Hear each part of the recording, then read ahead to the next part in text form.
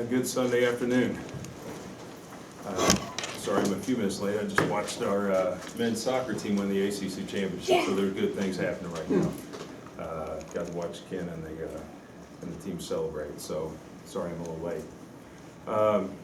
Appreciate you coming. Obviously, we have big news today, and in our football program and our athletic program. I met with Coach Petrino earlier today in my office and had a discussion with him about where we are with the program and about expectations, about where we want to go with it, and why I felt compelled to make a decision today versus another date or different reasons. But we had a good discussion. I left that and went over to the football office and met with Lorenzo Ward, who'd be our interim head coach, otherwise known as Whammy, and chose him to be our interim head coach. Whammy has great respect from the players, regardless of position.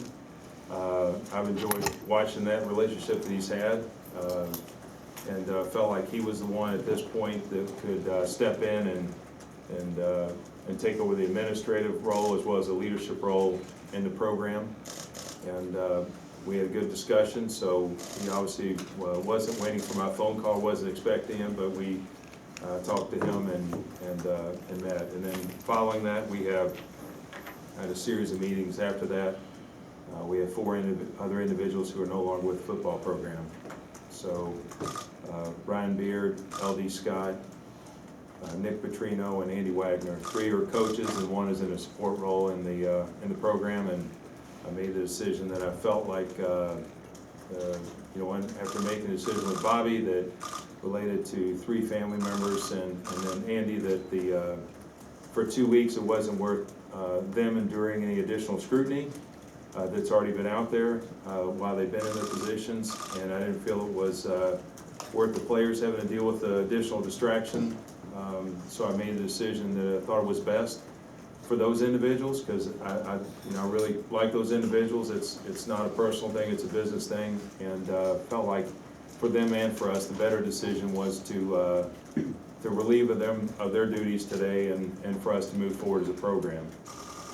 So after that, I've met with our players. We met in the auditorium and was clear about the decisions that were made, why those decisions were made, my expectations of them, what Louisville football means to this community, what our expectations are of them as players, my concerns. Obviously, I didn't belabor them, but noted my concerns around effort and cohesiveness, communication, etc. We had a very healthy discussion on that. It's a yes sir, no sir kind of audience, and a renewed enthusiasm in the room. And as they departed, everyone came up for a hug, and it was a good meeting, I'd say, good exchange.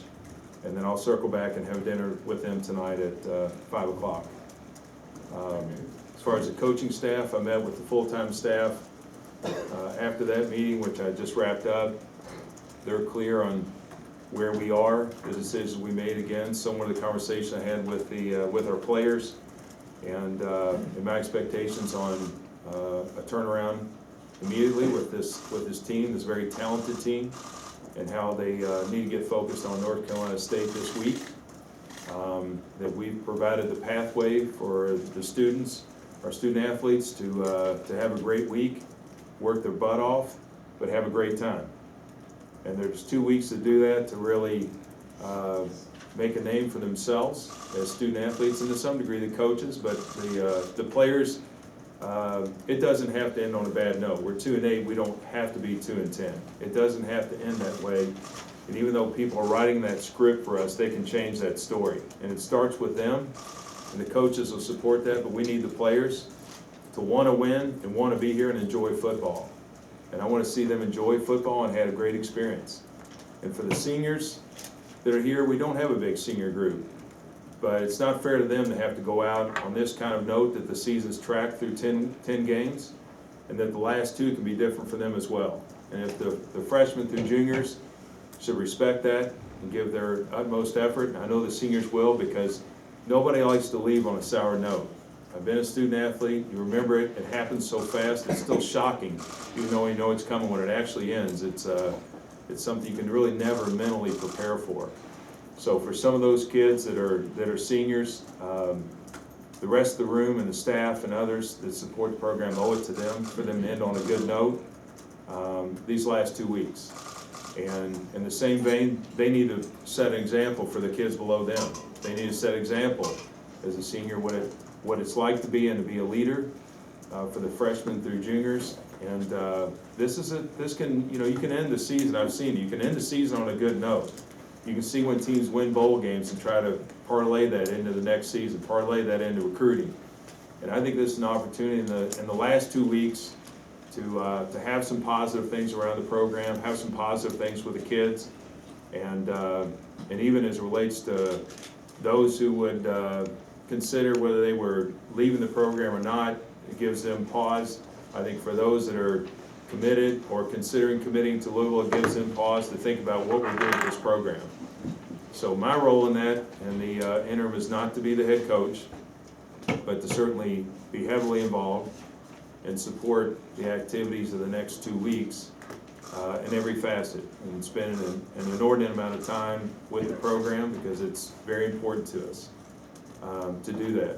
It's certainly not an easy decision to make in some regards. I know that you're going to quickly jump to the financials, but in my life, there have been plenty of financial decisions that I've made, and you got to make the right decision. And I think that today we've made the right decision on behalf of the program, and I'm very respectful and appreciative of what Bobby has done for this football program and for the university, and his wins and the bowl games and all the fun that I've had as a fan and my family has been terrific. And whatever he does in his career from here, I'm sure he's not lost his talent, but in terms of what's happening in this program right now, it felt like we were in need of a change of leadership, and whether there was dollar signs or not attached to it, it's time to make that decision. And I made it with him today, and then made other decisions subsequent to that this afternoon. But we're going to get prepared for North Carolina State and no more. We're not talking about where we go and all the things ahead of this week. I spent my energy today on where we are, the state of the program, the expectations of the program for Louisville. And we know we're chasing Clemson in this conference on our side, and we got to get better. We got to have a better effort across the board, all the way through the athletic department, whether it be coaching staff, marketing, fan support, players, whatever it is. There's a high standard out there today that we've been witnessing, and that's who we're chasing in our division and our conference. And the expectations, as I say, haven't changed on where we want to go with the program. But for right now, we're focused on what we can do today, tomorrow, and the next few days to get after North Carolina State. So with that, I'll open it to questions. You indicated a couple weeks ago you'd wait until the end of the season. Was just the performance on the field such that you thought this needed to be? Yeah, I think that, during the bye week was a time where I was hopeful to see a difference. See an improvement, see a difference in the effort, the attitude, everything. And I think after 3 weeks, I didn't feel like we made the strides I would have expected, and it moved things up for sure, because it's not normally my intent to do that. It was my full intent. I wasn't trying to be misleading to wait until the end of the year, but to use the football term, I called it an audible because I didn't like what I was reading. And 3 weeks into it, I felt compelled to change the timeline and let's try to reinvigorate the program starting now rather than at the end of the year. What was his reaction? Did you think he thought it was coming? Or? I don't know. I don't know what Bobby was thinking about in terms of our meeting today. I mean, tried to be respectful. Told him I appreciated all he's done for the program, and getting us really in some degree where we are. It's been a group effort by some great coaches we've had come through here and players, and he's played a role in that. But I think we had just a simple exchange, and then wished him the best. That was about 11 or so this morning? 11 o'clock. Do you have the money, or do you have to now? How do you go through that process of things? You have to buy up? I think it's part of the the budgeting process. I think everybody's pretty clear on what our balance sheet looks like and what our endowments look like and so forth, but it's a combination of things. When we came into this season, you know, I think about where we are in the athletic department, and the balance sheet was one of the things probably that did concern me, on knowing that we had some liabilities going to be out there related, that we just taken care of, related to Tom and legal and NCAA otherwise. And it wasn't healthy to the degree I would have probably liked to start with, and certainly got reduced during those expenses. But I'm still comfortable that we have a revenue plan and donor base that will be supportive of building that balance sheet, building those endowments back to a place that makes me feel probably more comfortable. And I'm probably speaking from a more of a former chairman and CEO aspect, but I think that one way to do that is I did build contingency in this year. There is money in our budget this year that I set aside. If it wasn't used, I would have loved to reduce debt. If it was going to be used in some way for unexpected projects or bonuses, or whatever it may be that occurred from coaches doing well, that's generally where you pull upon it. I just bumped it up this year. So I came into it and said that to our staff and to our board, going forward, we're going to have contingencies set to the side that won't be tapped in sport budget, and there'll be dollars to be set aside for capital as well. That we need to start building back a reserve in the department rather than leaning on donors whenever there's an issue. And I felt like that we were starting that process. This is unexpected, for sure. Didn't think we'd be 2-8 at this point. Didn't think those dollars would be going potentially towards this cause, or next year's dollars in those similar buckets. But we created, I think, a pretty good discipline in last fiscal year leading up to June 30th of how to control our expenses, and that same discipline was parlayed into our budget, and we're in good shape through our first 4 months of this fiscal year financially, and those dollars are still protected and available, and obviously we'll be using that. We will, as needed, hold down on the Hickman Camp endowment, but I hope it's minimal, because if we do as well as I think on our budget, and if frankly we took a conservative approach on some of these things related to basketball, and season ticket sales have definitely jumped. We're narrowing the gap on the difference between what we budget and where we are even today. And as the season goes on, and single game tickets, that will, I think, benefit us. We did better in suites and football than we budgeted. There's some areas that I think we're in a good shape on, but we've been pretty disciplined in watching the dollars, and we'll continue to. But this is something that we'll have to endure the liability over the next few years, and I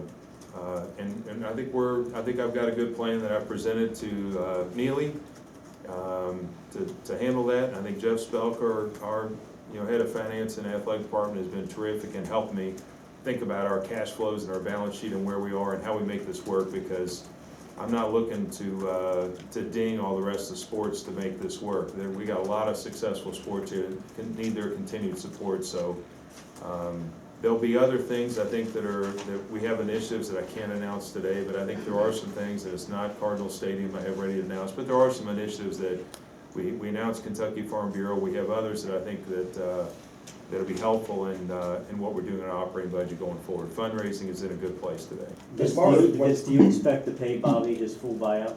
Yes, What does that amount? approximately $14 million. As far as what's next, do you have a short list of candidates, and what does that process look like? Is that you, is it a committee, who will be involved in the decision? Well, I think, one thing that's probably common amongst ADs is you're always going to have a short list, because if you got great coaches, there's the potential for them being poached anyways. It's not like they're held hostage to you, so you always got to be thinking about the what ifs. What if they don't perform, but what if they perform extremely well and someone else wants to dance with them versus you?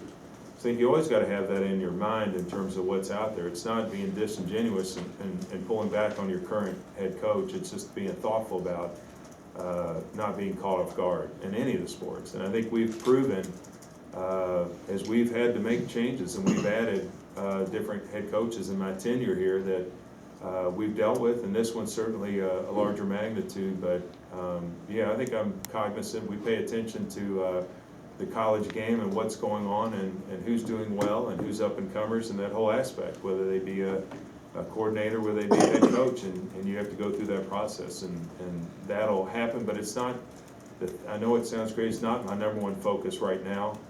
Today I'm just focused on trying to get some continuity in the program as we work to try to compete this weekend. Are you a committee of one in that decision, Vince? Well, I like to, I have been to some degree in others, but I really do try to teach our sport administrators how to go about the process, how you think about recruiting, how you determine what the needs are of a position, and how we go about filling that, not get wrapped up in the emotions of what they're currently doing or what they, maybe the pizzazz that they have. I think this is a little more objective than that. We've done that. We brought in Holly April and Scott Teeter and certainly Chris Mack. You can get wrapped up, even if you're hiring for an office position, you get wrapped up in the glamour of their resume, but it may not fit what we have here. And I think it's, with going the most recent one with Chris, you gotta find somebody I think fits what Louisville represents and our culture and what we're developing here, and I think that's pretty key. And so it'll be collaborative, but I'll certainly wear the referee shirt. A couple of players have already announced transfer, and then 12 others or so were thinking about it. What do you say to those guys, and do you hope to get some people back? Well, I think all of them are thinking about it. They may have filled their paperwork out. That doesn't mean they're gone. So I've been in contact with these kids. I'm close to our players, and with a lot of them, and including the one, and obviously Jordan and Russ. I've talked to those kids, and so I'm aware of the situation. I'm aware of the decommits, the few that we had. Signing date's December 19th. It's not today. And kids haven't left school. They're enrolled through the end of the semester. So, they can make their decision. I think, as I said, I think it's time for them to decide what they want to do, and we'll circle back with those kids, whether it be who we're recruiting or who's thinking about whether they want to be a Cardinal. Is the $14 million, is that a lump sum you pay, or can you stretch that out over? No, that's over time. You know how long? How long is that? It'll be over the time. It'll be over the same term that it's valued at 3 years plus the end of this calendar year here.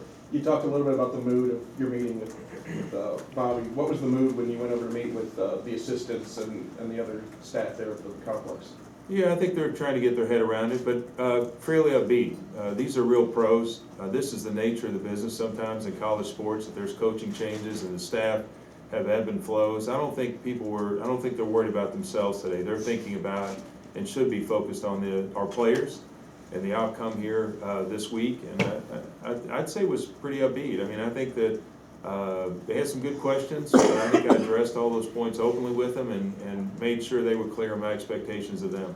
The two players who decided to go elsewhere, does that fall on Bobby at all? Did you factor that into your decision? Yeah, I don't know that all those things really, I don't know what went into them deciding to consider going elsewhere. We'll say that, rather than deciding to go. They haven't left.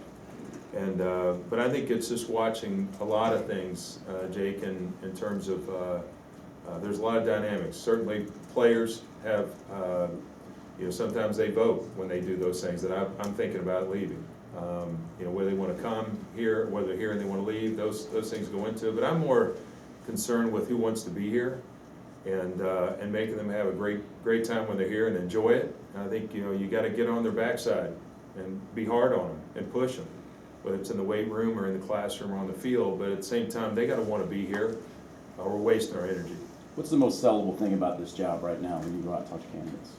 Well, we've been a winning program, and I think we were, you guys have pointed out as much as anybody, it's the obvious, 2 years ago, we were on the cusp of pushing towards getting the playoff. We're not that far removed from that. I think facilities, we've improved. I think support, we're improving that and what we're doing, the fan engagement, student engagement, no matter what it is. And I think that, I think talent-wise isn't where we're playing. I think the talent's better than what you've seen in the scoreboard. And I think that there's a lot to sell in that. A lot of the coaches that would be interested in this job probably recruited a lot of these same kids that are sitting in these classes, particularly last year's class, which is very talented and has played a lot of minutes this year. So facility improvements that have happened since we're on the cusp of pushing in the playoff have moved forward, and but our results this year haven't. This is a coach who has won here many years, this is the first losing year. What's your sense, considering the talent, of what went wrong this year? Yeah, there's probably a number of things I could think about there, but the players aren't responding, and I think that's clear. I think that what you see and what I watch is, most of y'all know it sounds corny, but I watch the game the day after all the time and go through the film and just try to watch what I see. Whether kids are standing up, whether kids chase pursuit, whether they stay in their lanes. If we got a house blitz, whether they're cutting a slant or laying off, all those things you can see an effort. And I think at some point, it does come back on leadership. I know it would, even in my office. If the staff that I have is not performing well, I expect to have a conversation with Neely. It's not gonna be a pleasant one. And I think the same thing holds true, that coaches and players' efforts gotta be going in the right direction. It doesn't feel that today. It's just to kind of clarify, did you already decide before Friday that you were gonna make a change, but maybe wait till after the season, and then after the Syracuse game happened, you needed to bump you up your timeline? Yeah, I mean, I certainly, it played into it. I don't think we had our ducks in a row to, you just don't know sometimes, but I think that, it was a disappointing effort. And when you have 10 penalties and 4 turnovers in the first half, against a team that we've handled pretty well in most recent years and handled well at the end of last year, and I don't think our talent slipped that far down and theirs slipped that far up. So at some point you gotta assess that, and that something's missing, and in this case I felt like we need to work with a different time frame, and it's today. But before that game, you were already going to make a change, but wait till after the season? No, I don't know that I was committed to that change. I was still hoping to see, but I would tell you that, I was hoping leaving the bye week was the time frame that I felt we had 5 weeks to really assess where we are and kind of see where our staff is gonna bring this program the last 5 weeks. And it wasn't moving in a positive direction the last 3. You said you were, yeah, I'm wondering how you're gonna balance being involved in the next 2 weeks with initiating your coaching search. Yeah, well, I think, the thing is, you really don't want to get in the way of somebody else. There's a lot of coaches got to finish their season. I think I'm not looking to be a distraction to them or to their programs out of respect to their ADs or those coaches. They got to finish out. And I think it's time for us to focus on what we have here and how we're going to prove it. And it only improves my pitch when I do get to talk to the candidates. So I think in that sense, I'm not looking to run out the door or leave here and get on the phone as much as just make sure I've got a good inventory of where we are, where we need to make improvements, get feedback from players and coaches, and then be prepared when those conversations come about, as I was with Chris. I mean, I had a legal pad full of issues, and I'll be clear what they know they have here in terms of resources, but it doesn't fit their needs, then we need to move on. Given the amount of the buyout, Neely or board members have to sign off on this, and you have the ability to do that? I felt I had the authority and I had her support.